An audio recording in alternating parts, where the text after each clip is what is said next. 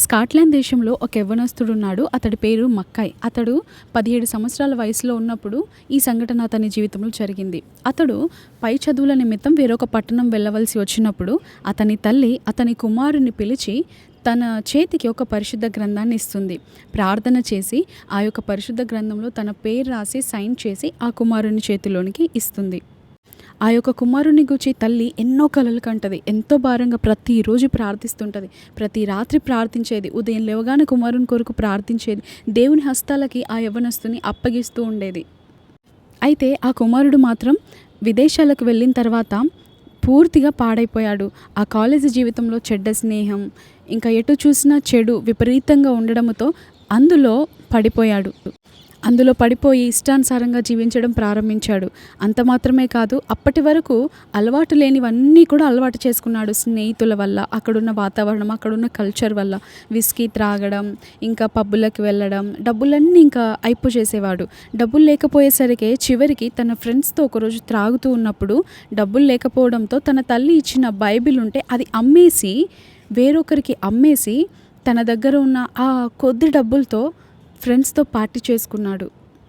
అంతగా ఆ యవ్వనస్తుడు చెడిపోయాడు, అంతగా దిగజారిపోయాడు. అయితే ఆ దినాలలోనే తన తల్లి వృద్ధాప్యంలో ఉండడంతో మరణించింది. అతడు డాక్టర్ చదువులు ముగించుకొని ఒక పట్టణానికి డాక్టర్గా పనిచేయడానికి అక్కడికి వెళ్ళాడు. అయితే ఒకరోజు ఏం జరిగిందంటే, ఒక స్త్రీ చాలా మరణ పడక మీద ఉండి ఆ యొక్క హాస్పిటల్కి వచ్చింది. అయితే ఆ బెడ్ పైన ఉన్నటువంటి స్త్రీ తన దగ్గర నిలబడి ఉన్న కొంతమంది వైపు చూసి, ఇదిగో ఆ పుస్తకాన్ని ఇలా తీసుకురండి, ఆ పుస్తకం నా దగ్గర ఉంటే నాకు చాలా ధైర్యంగా ఉంటుంది, ఆ పుస్తకం నా దగ్గర ఉంటే నాకు సమాధానంగా ఉంటుంది, నెమ్మదిగా ఉంటుంది, నేను శాంతంగా ఉండగలుగుతాను, కలవరము చెందను, భయపడను, బెదరను అని చెబుతూ ఉంది. అయితే ఈ మాటలు డాక్టర్ చెవిలో పడగానే ఏంటా పుస్తకము అని వారి వైపు చూశాడు. అది చూస్తే అతడు గ్రహించింది ఏంటంటే అది పరిశుద్ధ గ్రంథము అని. ఎన్నో రోజుల తర్వాత పరిశుద్ధ గ్రంథాన్ని చూసిన ఈ మక్కాయ్ అనే వ్యక్తి ఒక్కసారి నాకు ఇలా ఇవ్వండి అని అది తీసి ఒక పేజీ ఓపెన్ చేసి చూస్తే ఆశ్చర్యం కలిగింది తనకి. ఎందుకంటే తన తల్లి ఏదైతే సైన్ చేసి తన పేరు రాసి తన యవ్వన కాలంలో 17 సంవత్సరాల వయసులో ఉన్నప్పుడు మక్కాయ్కి ఇచ్చిందో ఆ యొక్క బైబిల్ తిరిగి అనేకుల చేతుల్లోనికి మారి అనేకుల జీవితాలను మార్చి చివరికి అతని దగ్గరికే వచ్చింది. అది చూసి ఆశ్చర్యపోయిన మక్కాయ్ వెంటనే ఒంటరిగా గదిలోనికి వెళ్ళిపోయి వెక్కి ఏడుస్తూ ఉన్నాడు. ఆ సమయంలో ప్రార్థన చేస్తూ ఉన్నాడు. ఒక భక్తి గల తల్లికి నేను కుమారునిగా ఉండడానికి నేను తగని వాడనయ్యా అని ఏడుస్తూ ఉన్నాడు, రోదిస్తున్నాడు, కన్నీరు కారుస్తున్నాడు. ఆ దినమే అతడు మరలా మారుమనసు పొందాడు. భక్తి గల క్రైస్తవునిగా అతడు మారిపోయాడు. ఆ దినం మొదలుకొని అతడు తన జీవితంలో ప్రార్థనను మొదలుపెట్టాడు, బైబిల్ చదవడం మొదలుపెట్టాడు. ఇక్కడ మనం ఇదంతా ఎందుకు మాట్లాడుకుంటున్నాము అంటే, ప్రార్థించిన తల్లి చనిపోయినా కూడా ఆమె చేసిన ప్రార్థన చనిపోలేదు. ఒక దొంగను పోలీసు వెంటాడి పట్టుకున్న రీతిగా ఆ తల్లి ప్రార్థన ఆ కుమారుని వెంటాడి పట్టుకుంది. మనం చాలాసార్లు ప్రార్థించిన తర్వాత వెంటనే రిజల్ట్స్ కనపడకపోతే నా ప్రార్థన విఫలమైపోయిందేమో అని అనుకుంటూ ఉంటాం. జాన్ వెస్లీ గారు అంత గొప్ప భక్తుడిగా అవ్వడానికి గల కారణం ఏంటో తెలుసా? అతని తల్లి ఉదయాన్నే రాత్రిపూట తనకు ఎంత సమయం ఉంటే అంత సమయం ప్రార్థనలో గడుపుతూ తన బిడ్డల నిమిత్తం ప్రార్థించేది. ఈరోజు మన బిడ్డల కొరకు మరి మనం ఎంతగా ప్రార్థిస్తున్నాం? మన బిడ్డలు స్కూల్కి వెళ్తున్నప్పుడు, కాలేజెస్కి వెళ్తున్నప్పుడు వారికి అన్నీ ఈ వస్త్రాలు వేసుకోవాలి అని అన్నీ రెడీ చేస్తాం. వస్త్రాలు రెడీ చేస్తాం, షూస్ రెడీ చేస్తాం, అన్నీ పాలిష్ చేస్తాము, ఇంకా టైలు పెడతాము, ఇంకా పౌడర్ వేస్తాము, అన్నీ చేస్తాం, రిబ్బన్స్ వేస్తాము, మంచిగా జడలు వేస్తాము, లంచ్ బాక్స్ పెడతాం, స్నాక్స్ బాక్స్ పెడతాం, వాటర్ బాటిల్ పెడతాం, బ్యాగ్ అంతా రెడీ చేస్తాం, వాళ్ళని సిద్ధపరుస్తాం, మంచిగా వెళ్ళు అని చెప్తాం. కానీ ప్రార్థన మాత్రమే వారిని కాపాడేది, ప్రార్థన మాత్రమే వారికి కంచె వేసేది. మనం అన్నీ రెడీ చేస్తాం, అన్నిటినీ సిద్ధపరిచి పంపుతాము, కానీ ప్రార్థనతో పంపించాలి. బయటికి పంపించినప్పుడు బయటికి వెళ్ళిన వారు ఇంటికి వస్తారు అన్న నమ్మకం లేని ఈ రోజుల్లో ప్రార్థన మాత్రమే వారికి కాపుదలనిస్తుంది.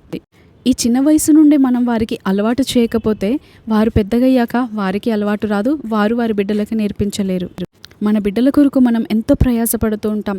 వారికి అది సంపాదించి పెట్టాలి, ఈ బంగారం కొనిపెట్టాలి, వారికి ఈ వస్త్రాలు కొనిపెట్టాలి, విలువైనవి ఇవ్వాలి, వారికి గొప్ప అంతస్తులు కలిగిన మేడలను, మిద్దలను ఇవ్వాలి, గొప్ప ఆస్తులను సమకూర్చాలి అని మనం ఎంతో ప్రయాసపడతాం దినమంతా వారి కొరకు.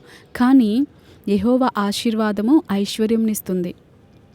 ఈ దినాలలో మన బిడ్డలకు మనం ఇవ్వవలసింది ఆస్తిపాస్తులు ఎంతో, అంతకంటే 100 రెట్లు ప్రార్థన ముఖ్యం. మనం మన బిడ్డలకి ఆస్తిపాస్తులు ఇచ్చిన ప్రార్థన చేయటం నేర్పకపోతే, చేపలు మీరు ఒకరోజు పట్టివ్వగలుగుతారు, 2 రోజులు పట్టివ్వగలుగుతారు, మహా అంటే సంవత్సరం వరకు వారి కొరకు కూడబెట్టగలుగుతారు. మరి ఆ తర్వాత వారి పరిస్థితి ఏంటి? వారు వాళ్ళ కాళ్ళ మీద ఎలా బ్రతకగలుగుతారు? వారు సమస్యలు ఎదురైనప్పుడు, పోరాటాలు ఎదురైనప్పుడు, ఆకలి బాధలు ఎదురైనప్పుడు వారు ఎలా జయించగలుగుతారు మీరు నేర్పించకపోతే? అందుకే మనం ఆస్తిపాస్తులు కూడబెట్టడానికి ఎంత ప్రయాసపడుతున్నామో దానికంటే 100 రెట్లుగా వారికి ప్రార్థనను నేర్పించాలి. ప్రార్థనను వారికి ఇవ్వగలగాలి. ప్రార్థన అనే ఆస్తిని వారికి ఇవ్వగలిగితే వారు ఎటువంటి దానినైనా జయించగలుగుతారు. ఎటువంటిది వచ్చినా కూడా వారు పోరాడగలుగుతారు. ఎటువంటి ఎదురైనా కూడా నెమ్మదిగా సమాధానంగా దేవునిపైన ఆధారపడి బ్రతకగలుగుతారు. ఈరోజు మీ బిడ్డల కొరకు మరి ప్రార్థన చేస్తున్నారా? మీ ప్రార్థనలు వ్యర్థంగా పోవమ్మా, మీ ప్రార్థనలు వ్యర్థంగా పోవయ్యా. మీరు ఏదైతే ప్రార్థిస్తారో అవి మీ బిడ్డలకు కాపుదలనిస్తాయి. మీరు మీ బిడ్డల కొరకు ఎంతైతే మొరపెడతారో, మీ బిడ్డల కొరకు ఏ మాటలైతే ఉదయాన్నే లేచి వాక్యాలను పలుకుతూ ఉంటారో అవే వారికి భవిష్యత్తులో మీరు వేస్తున్న విత్తనాలు. మీ ప్రార్థనలకి జవాబు వెంటనే కనబడకపోతే బాధపడకండి. అవి ఒకానొక దినాన జీవం పోసుకుంటాయి. ఒకానొక దినాన ఆ ప్రతిఫలాన్ని మీరు పొందుకుంటారు తప్పకుండా. కాబట్టి ఎడతెగక మీ బిడ్డల నిమిత్తం, మీ కుటుంబం నిమిత్తం, మీ నిమిత్తం దేవుని సన్నిధిలో ప్రార్థిస్తూ ఉండండి. దేవుని సన్నిధిలో సమయం గడుపుతూ ఉండండి. అవి ఏవీ వ్యర్థంగా పోవు. ఎందుకంటే ఆయన వాక్యం సెలవిస్తుంది, ఆయన ఆవరణంలో 1 దినము గడుపుట 1000 దినముల కంటే శ్రేష్టము అని. బైబిల్లో మనం చూస్తే గొప్ప గొప్ప ప్రవక్తలు ఈ లోకంలో ఉన్నప్పుడు చూస్తే కూడా గొప్ప గొప్ప భక్తులు ఎలా లేచారో తెలుసా? వారి యొక్క తల్లుల ప్రార్థనను బట్టియే, వారి యొక్క పేరెంట్స్ ప్రార్థనను బట్టియే. కాబట్టి తల్లిగా మనం చేయవలసింది మన బిడ్డల నిమిత్తం ఉదయాన్నే లేచి దేవుని సన్నిధిలో ప్రార్థించాలి. తండ్రిగా మనం చేయవలసింది మన బిడ్డల నిమిత్తం ప్రతిరోజు ఉదయాన్నే లేచి ప్రార్థన చేయాలి. మనం ప్రార్థన చేయకుండా, వారికి ప్రార్థన నేర్పించకుండా వారు గొప్పవారు అవ్వాలి, వారు సంతోషంగా ఉండాలి అనుకుంటే అది అసాధ్యం. మనము భక్తి చేయకుండా, వారికి భక్తి నేర్పించకుండా వారు భక్తిగా ఉండాలి అంటే అది అసాధ్యం. యెహోవా కనుదృష్టి లోకమందంతటా సంచరించుచున్నది. ఆయనను ఎవరైనా పూర్ణ హృదయంతో సేవిస్తారా, ఎవరైనా పూర్ణ హృదయంతో ఆరాధిస్తారా అని. మరి దేవుని కన్ను వెతికినప్పుడు నీ బిడ్డలు కనబడతారా దేవుని కనుదృష్టిలో?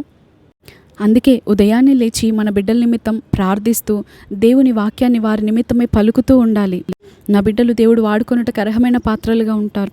నా బిడ్డలు భూమి మీద దీర్ఘాయుష్మంతులు అవుతారు. నా బిడ్డలు భూమి మీద ఆస్తికర్తలుగా ఉంటారు. అనేకులకు ఇచ్చేవారిగా ఉంటారు. ఒకరి దగ్గర చెయ్యి చాపని వారిగా ఉంటారు.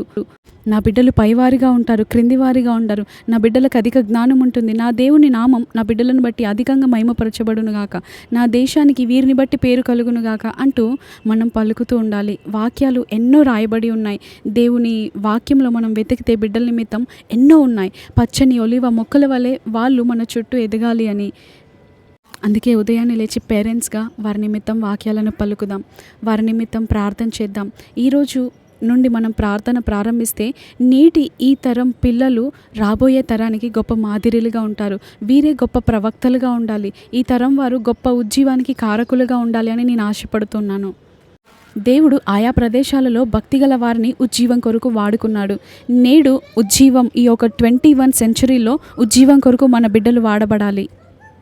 కాబట్టి మన బిడ్డల నిమిత్తం ప్రార్థిద్దాం, దేవుని కొరకు సమర్పిద్దాం.